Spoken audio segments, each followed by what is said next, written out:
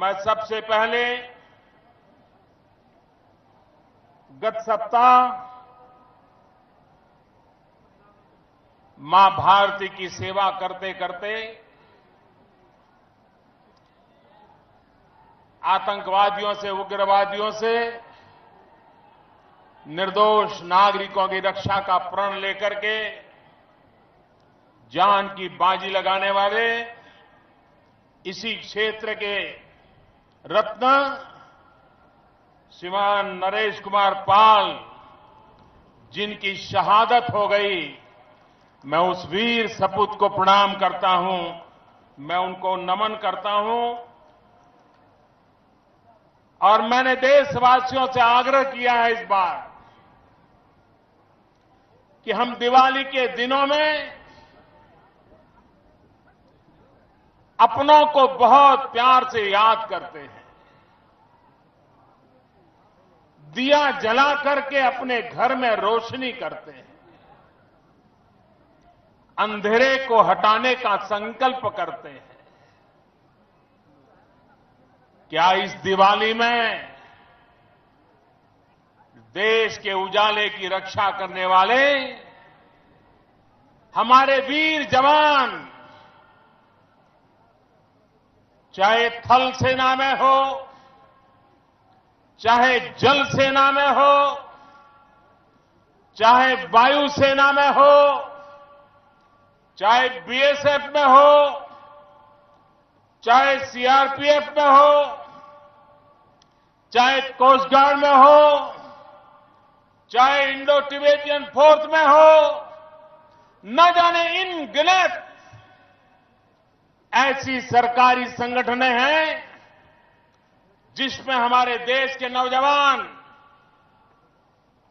सीने पर गोलियां झेलते झेलते हम लोगों के सुख चैन के लिए अपने आप को आहूत कर देते हैं। इस दिवाली में हर हिंदुस्तानी उनको भी दीपावली की शुभकामनाओं का संदेश भेजे। मैंने मेरा संदेश भेज दिया है। देशवासियों से भी आग्रह करता हूं कि हमारे सेना के जवानों को, हमारे सुरक्षा बलों को, और सिर्फ सेना ही नहीं, और भी सुरक्षा बल है, सब के सब अपनी जवानी हमारे सुख चैन के लिए खपा देते हैं। ऐसे वीरों के लिए हमारी दिवाली की शुभकामनाएं देश के लिए मर मिटने के उनके हौसले को बुलंद कर देती है। और ये बुंदेलखंड की धरती तो बुलंदी की आवाज है, देश की बुलंदी की आवाज है। और इसलिए जब मैं शहीद वीर नरेश कुमार पाल को याद करता हूं, उनका पुण्य स्मरण करता हूं, आपसे भी और देशवासियों भी, ऐसे ही उत्तर प्रदेश की जनता से भी इस दीपावली में शुभ संदेश भेजने के लिए अनुरोध करता हूं। ये धरती बड़ी खास है।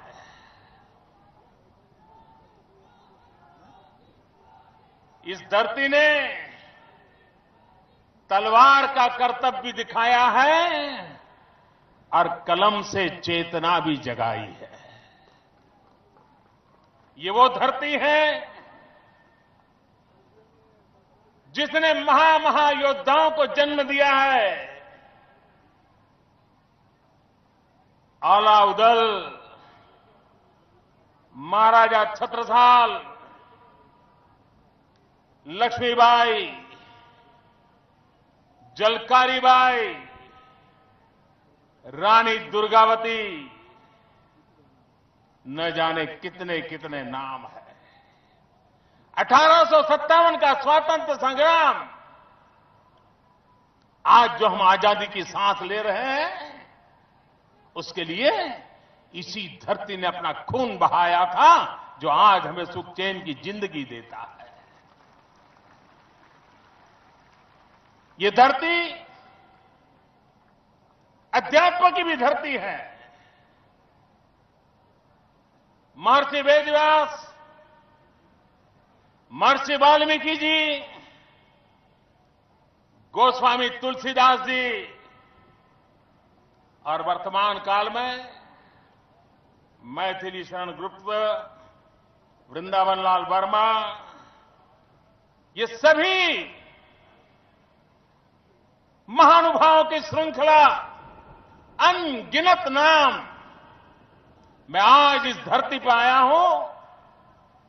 मैं इन सबको सादर नमन करता हूं, उनके आशीर्वाद की कामना करता हूं, ताकि हमें एक ऐसी शक्ति मिले जो इस बुंदेलखंड को, यहां के लोगों को मुसीबतों से मुक्ति दिलाएं, संकटों से उनको छुट्टी दिला दें।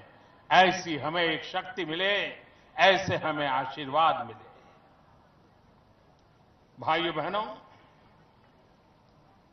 मैं बहुत वर्षों तक गुजरात में मुख्यमंत्री के नाते कार्य देखता था।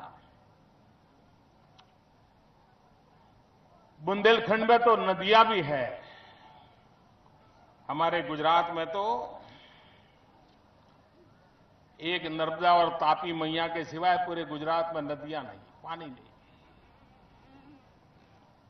लेकिन तब हमने बीड़ा उठाया था, एक एक बूंद वर्षा का पानी बचाएंगे। नर्मदा का पानी जहां तक पहुंचे पहुंचाएंगे। सूखे में जिंदगी गुजारने वाला वो राज्य आज 15 साल के परिश्रम के बाद पानी के संकट से मुक्त हुआ है। भाइयों बहनों, आपको सुनाई देगा, ये मीडिया वालों को अपना काम करने दो भैया। आपको सुनाई देगा, अब मुझे देख लिया है, अब सुनाई देगा, चिंता मत कीजिए। आपका प्यार मेरी सर आंखों पर भैया।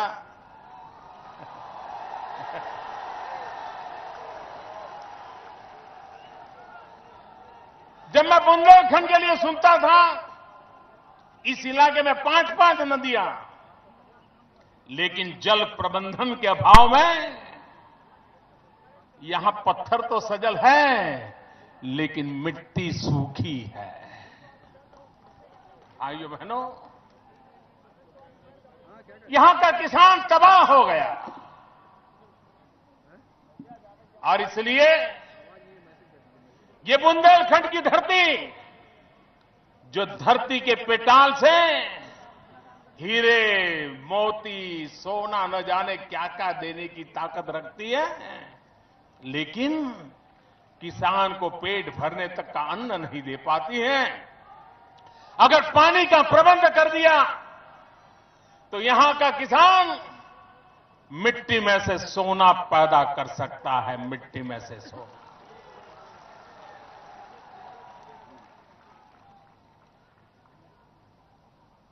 हमारी उमा जी के मार्गदर्शन में एक बड़ा अहम कार्यक्रम हमने हाथ में लिया है, जिसका लाभ यहां के पूरे क्षेत्र को मिलने वाला है। इसका सपना अटल बिहारी वाजपेयी जी ने देखा था, लेकिन बाद में ऐसे ऐसे लोग आए जिनको अपनी तो चिंता बहुत रहती है, लोगों की चिंता जरा भी नहीं रहती है। और वो योजना थी नदियों को जोड़ने की। हमारे देश में कई नदियां हैं जो बाढ़ के कारण पूरे इलाके को तबाह कर देती है, और कुछ नदियां ऐसी हैं कि वर्षा ऋतु जाने के 15 दिन महीने के बाद सूखी हो जाती है। अगर इन नदियों को जोड़ दिया जाए, जहां अधिक बाढ़ आती है वो पानी सूखी नदियों में पहुंचाया जाए, इन नदियों को जिंदा किया जाए, तो धरती के अंदर भी पानी उतरेगा, हमारे जो कुएं सूखे हैं उसमें भी पानी आएगा और नदियां आने के बाद अगल बगल के इलाके में भी खेती के लिए सुलभता बढ़ जाएगी। और इसलिए अटल बिहारी वाजपेयी जी का एक सपना था, केन बेतवा, इन नदियों को जोड़ने का। उमा जी ने उस बीड़े को आगे बढ़ाया है और मुझे विश्वास है उमा जी के नेतृत्व में ये काम होके रहेगा और उसका परिणाम पूरे क्षेत्र को मिलने वाला है। हजारों करोड़ रुपए की लागत लगने वाली है। और जब मैं यहां आया था 2014 के चुनाव के समय क्षेत्र का मेरा भ्रमण हुआ था और तब भी मैंने कहा था कि अगर बुंदेलखंड को पानी मिल जाए तो यहां के पानीदार लोग हैं जो यहां की जिंदगी बदलने की ताकत रखते हैं।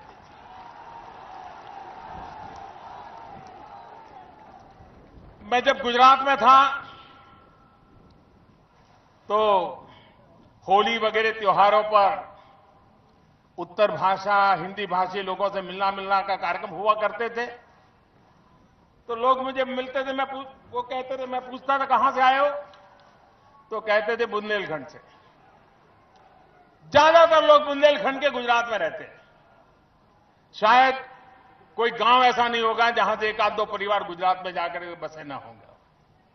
तो मैं उनको पूछता था कि आप कौन से वाले बुंदेलखंड से हैं, मध्य प्रदेश वाला बुंदेलखंड कि उत्तर प्रदेश वाला? शुरू में पूछता था मैं और सब लोग बताते थे नहीं साहब हम तो सब उत्तर प्रदेश वाले बुंदेलखंड के हैं। बाद में मैंने पूछना ही बंद कर दिया क्योंकि मुझे पता था अगर गुजरात में आया हो तो मध्य प्रदेश वाले बुंदेलखंड वाला नहीं आता है, उत्तर प्रदेश वाले बुंदेलखंड वाला आता है, क्योंकि वहां कोई रोजगार की संभावनाएं नहीं है। भाइयों बहनों, जहां पर इतनी प्राकृतिक संपदा हो उस क्षेत्र का विकास क्यों नहीं हो सकता? अगर मांझा हो, कठिन से कठिन परिस्थितियों को बदला जा सकता है। आपने कच्छ के रेगिस्तान का सुना होगा। अगर किसी सरकारी मुलाजिम को कच्छ में ट्रांसफर कर दिया जाए तो वो कहता था कि मुझे तो अंडमान निकोबार भेज दिया है। बुंदेलखंड से भी भयंकर प्राकृतिक संकटों वाला इलाका था। आज वह हिंदुस्तान का सबसे तेज गति से आगे बढ़ने वाला जिला बन गया है। बुंदेलखंड भी ऐसी ही ताकत रखता है, आगे बढ़ सकता है। भाइयों,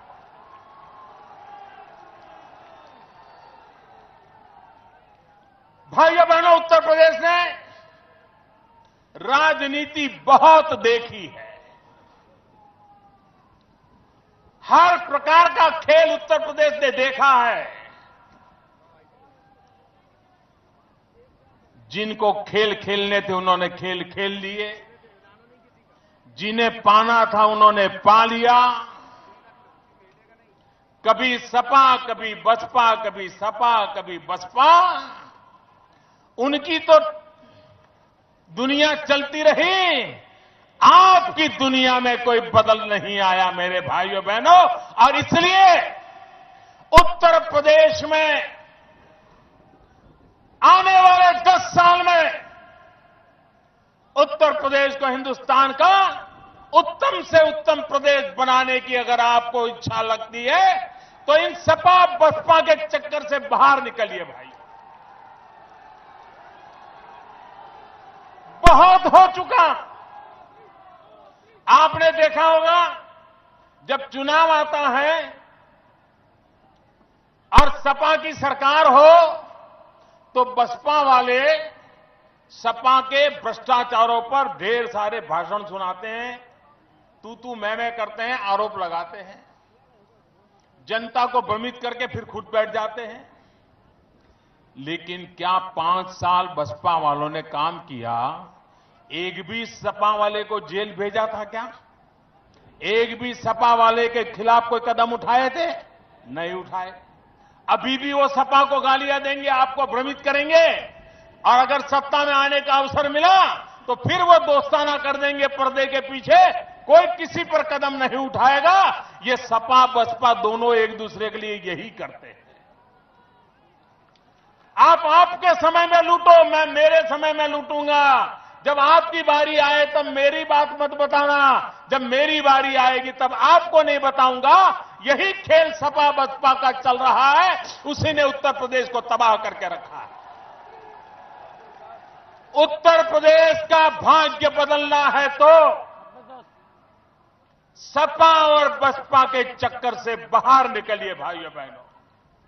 आज आप देख रहे हैं सरकार के मुलाजिम तो वही है। 2014 के अखबार देख लीजिए भाइयों, सारे अखबार किस बात से भरे पड़े थे? इतने लाख करोड़ का घोटाला हुआ, इतना भ्रष्टाचार हुआ, हर दिन एक खबर आती थी। आज 2.5 साल से आपने मुझे बिठाया है, एक खबर आपने भ्रष्टाचार की सुनी है क्या? एक खबर सुनी है क्या? कहीं कान पे भनक आई है क्या? अगर ईमानदारी से देश चलाने का तय करे तो देश चल सकता है। आज भी देश में ईमानदार लोग हैं, आज भी देश में ईमानदार बाबू लोग हैं, आज भी देश में ईमानदार अफसर लोग हैं, आज भी देश में ईमानदार पुलिस वाले हैं। ताकत जरूरत होती है ईमानदार लोगों को ताकत देने की, और देश में ईमानदारी आ सकती है। इसलिए भाइयों बहनों मैं कहना चाहता हूं, उत्तर प्रदेश में ये जो बेईमानी का खेल चला है, उस खेल से उत्तर प्रदेश को बचाना है। भाइयों बहनों, इस चुनाव में उत्तर प्रदेश का चित्र बहुत साफ है, बहुत साफ। आज इस बार उत्तर प्रदेश के मतदाताओं को जैसे लोकसभा के चुनाव में कोई दुविधा नहीं थी, साफ साफ था कि दूध का दूध और पानी का पानी में फर्क क्या होता है, काला क्या होता है, सफेद क्या होता है, साफ दिखाई दिया था।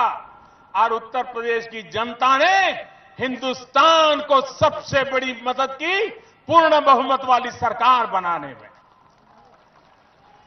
उत्तर प्रदेश नागरिकों ने भांप लिया था कि अगर यही खेल चलता रहा तो देश बर्बाद हो जाएगा, अगर बदलाव लाना है तो 100% लाना चाहिए। और उत्तर प्रदेश ने ऐसी ताकत दिखाई, ऐसी ताकत दिया, दिल्ली के अंदर 100% बदलाव आया। मैं आपका आभारी हूं, मैं पूरे उत्तर प्रदेश का आभारी हूं, मैं पूरे हिंदुस्तान का आभारी हूं कि उन्होंने ऐसा महत्वपूर्ण फैसला सुनाया। इस बार भी ज्यादा उलझन का मामला नहीं है जी। एक तरफ वो लोग हैं जिनको परिवार बचाने की चिंता है,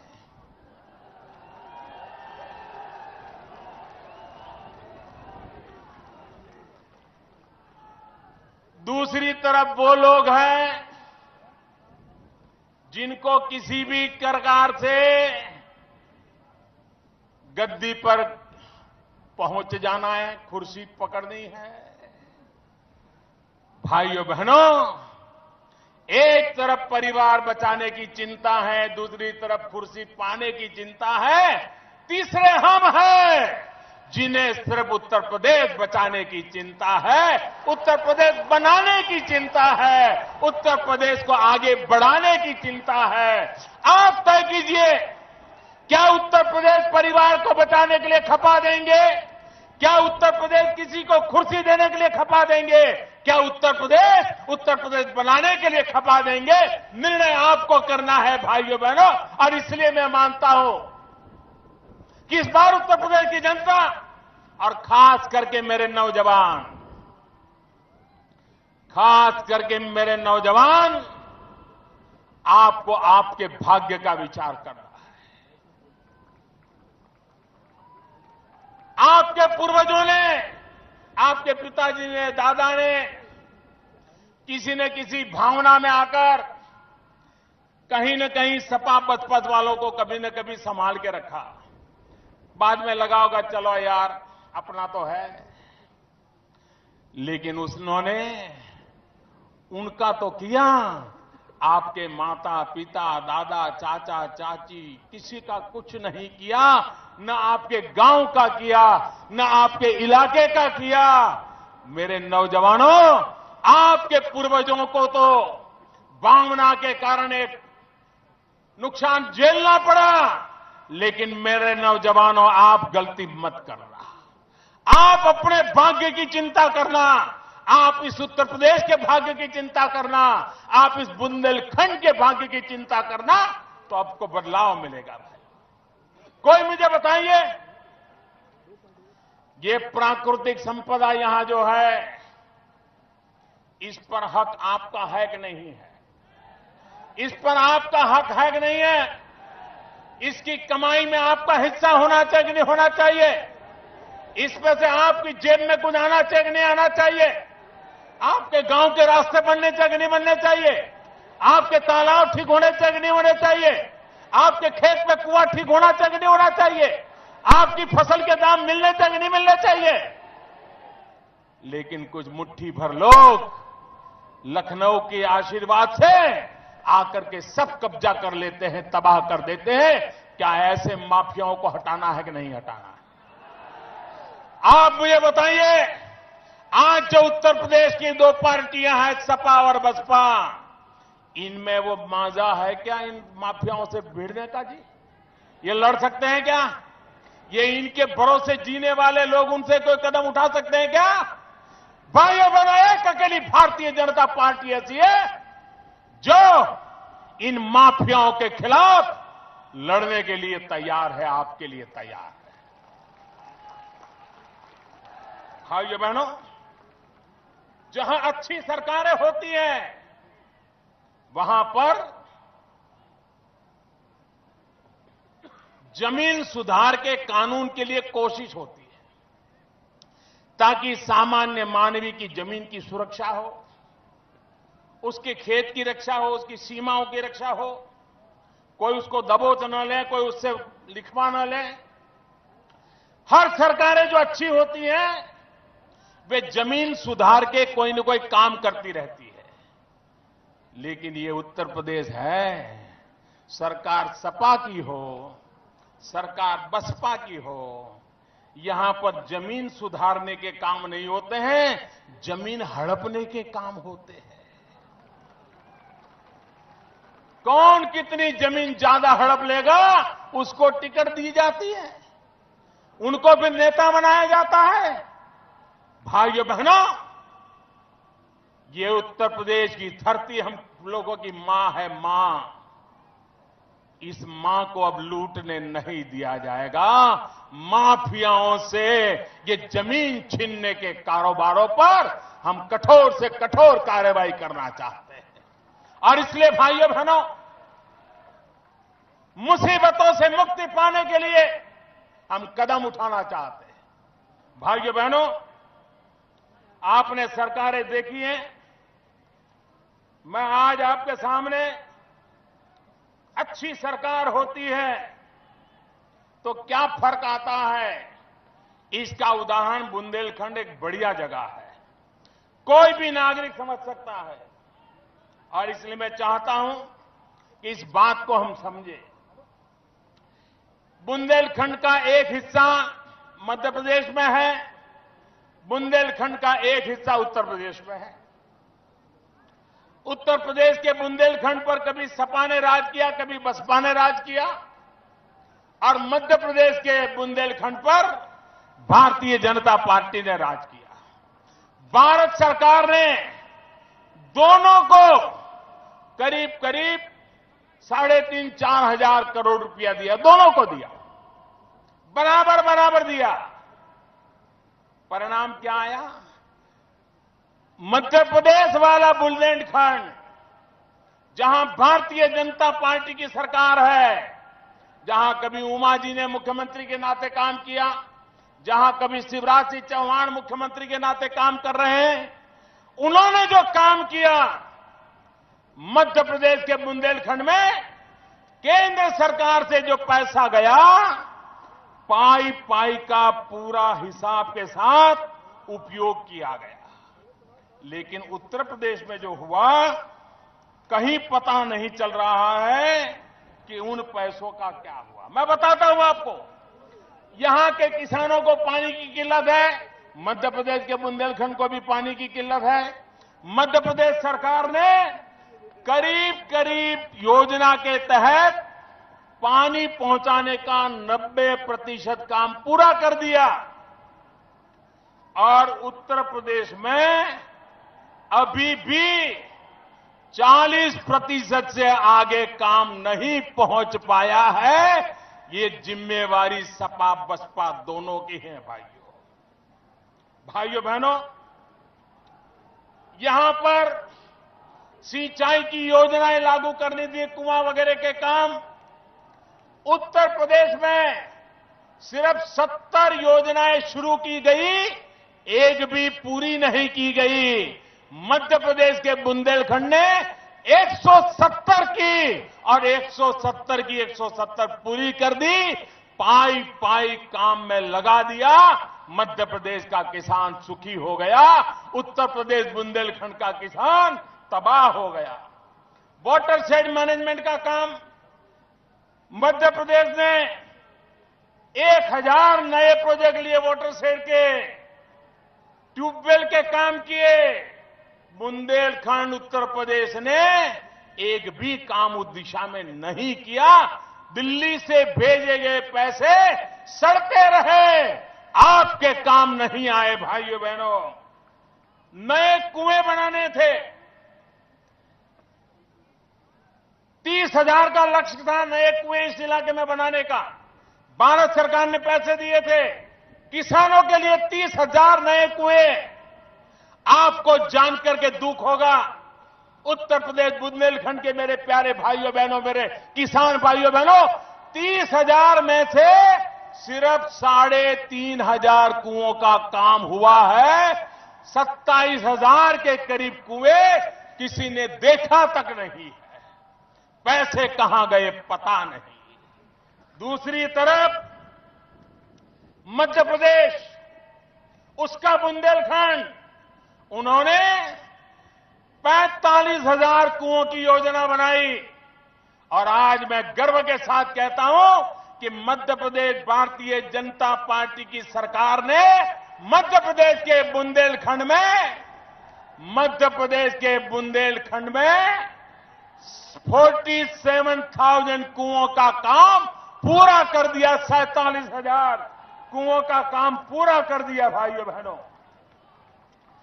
जो किसान पैदा करते हैं उनकी फसल बर्बाद न हो, इसलिए स्टोरेज का काम करना था। मध्य प्रदेश बुंदेलखंड ने किसानों के लिए 6 लाख टन अनाज संग्रह के लिए गोडाउन वगैरह तैयार करने थे, कर दिए। उत्तर प्रदेश बुंदेलखंड में 1 किलो का भी वृद्धि नहीं की गई। ये पैसों की बर्बादी नहीं है तो क्या है? भाइयों बहनों, जहां सूखा होता है, जहां किसानों को परेशानी होती है, वहां अगर पशुपालन पे ध्यान दिया जाए, दूध उत्पादन पर ध्यान दिया जाए, तो वहां के किसान को बचाया जा सकता है।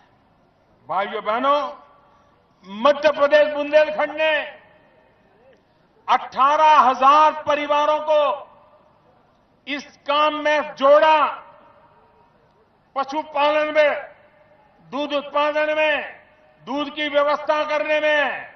लेकिन उत्तर प्रदेश बुंदेलखंड ने, जहां सपा और बसपा की सरकारें हैं, जो पुरानी मंडलियां थी, उसमें भी राजनीतिक उठापटक का खेल खेला और ज्यादातर मंडलियों को ताले लग गए। भाइयों बहनों, ये काम सपा और बसपा वालों ने किया है।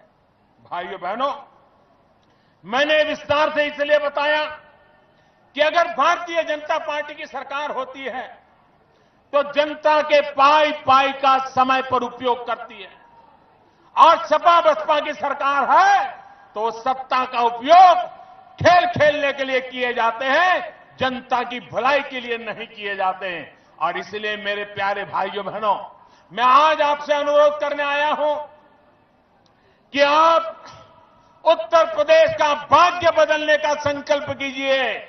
उत्तर प्रदेश का भाग्य बदलेगा तभी आपका भाग्य बदलेगा। भाइयों बहनों, उत्तर प्रदेश ने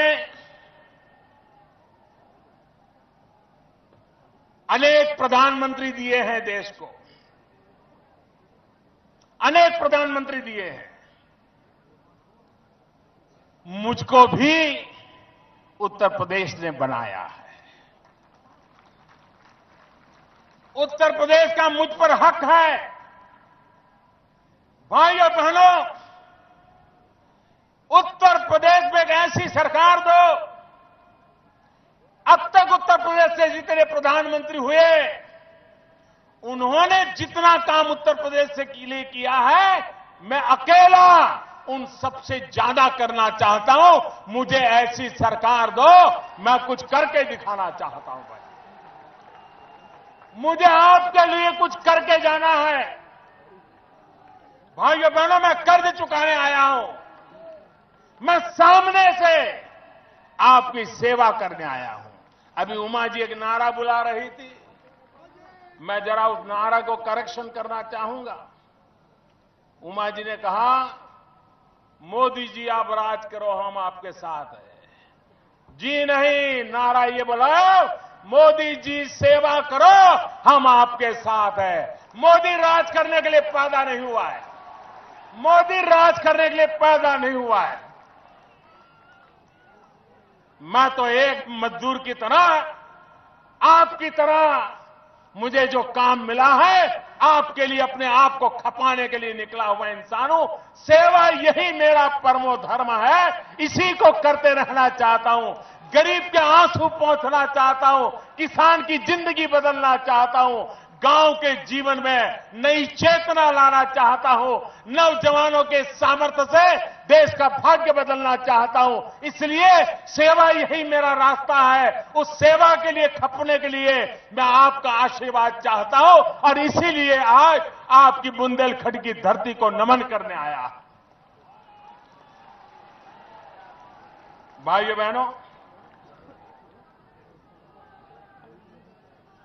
कोई भी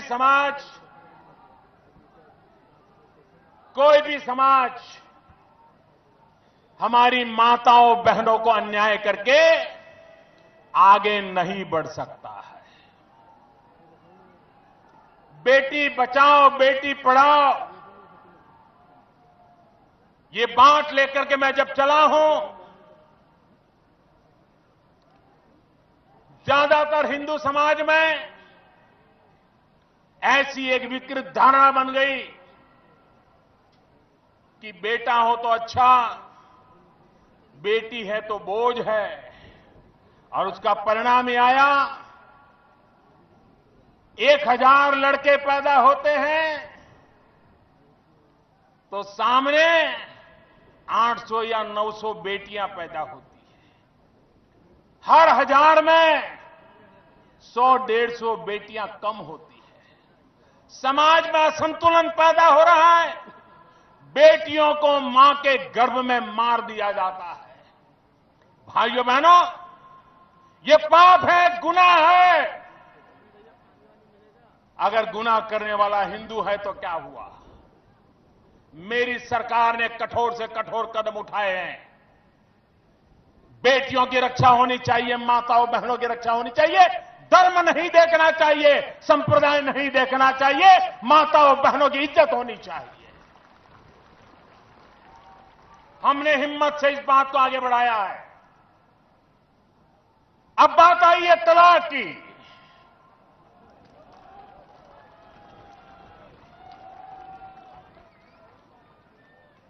अगर कोई हिंदू मां के गर्भ में बेटी को मार देगा तो उसको जेल के सलाखों के पीछे जाना पड़ेगा। वैसे ही मेरी मुसलमान बहन, उसका क्या गुनाह? कोई ऐसे ही टेलीफोन पर 3 तलाक बोल दे और उसकी जिंदगी तबाह हो जाए?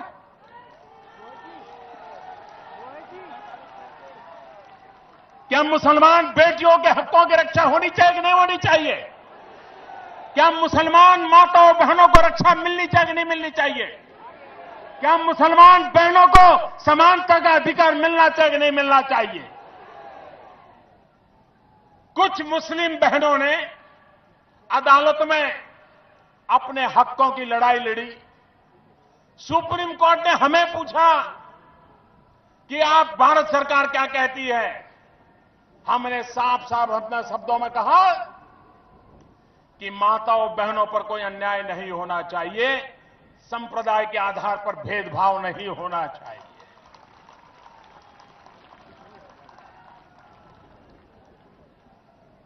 मैं हैरान हूं, हिंदुस्तान की कुछ पॉलिटिकल पार्टियां वोट बैंक के भूख में 21वीं सदी में मुस्लिम औरतों के साथ अन्याय करने पर तुले हुए हैं। ये कौन सा न्याय है? और इसलिए भाइयों बहनों,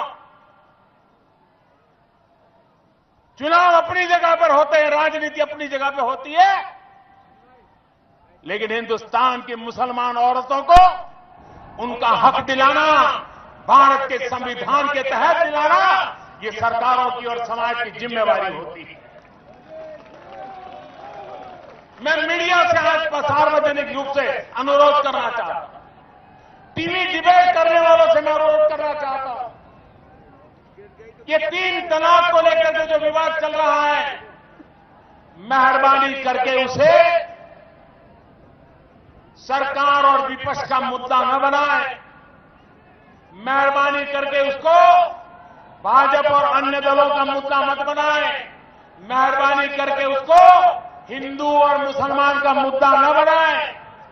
डिबेट ये होनी चाहिए कि मुसलमान समाज में जो शास्त्रों को जानते हैं, जो कुरान को जानते हैं, ऐसे एक्सपर्ट लोग टीवी पर आए, वे चर्चा करें।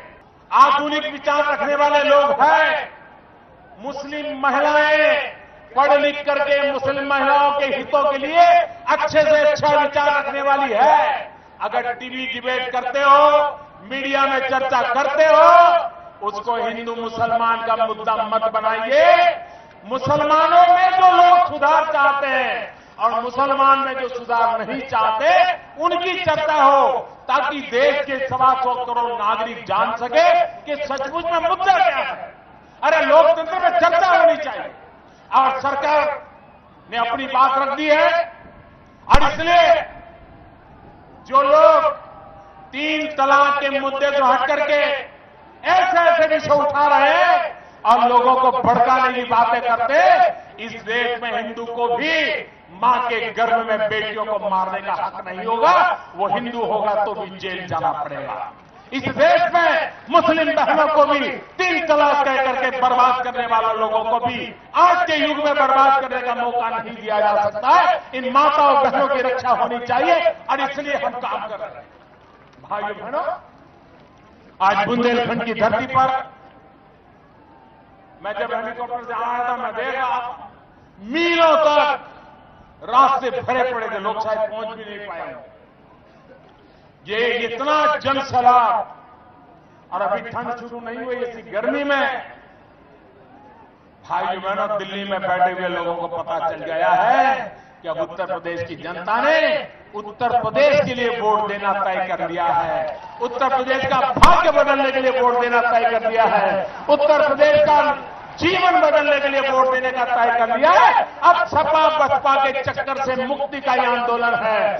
सपा बसपा के चक्कर से उत्तर प्रदेश को बिचाने का आंदोलन है। सपा बसपा के कुर्सियों के कारण तबाह हुए उत्तर प्रदेश को बचाने का आह्वान करने आया हो।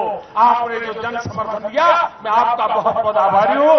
मेरे साथ बोलिए भारत माता की, दोनों हाथ ऊपर करके पूरी ताकत से बोलिए, भारत माता की।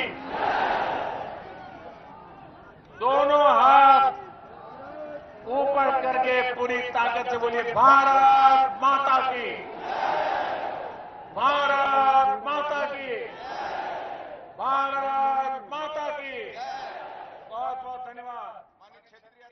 हाँ, नान फलिया नहीं मिल रहा मेरे को मालूम, हम तो कोस रहे उन लोगों, अल्लाह उनके पेट में कीड़े पड़ेंगे इंशाअल्लाह।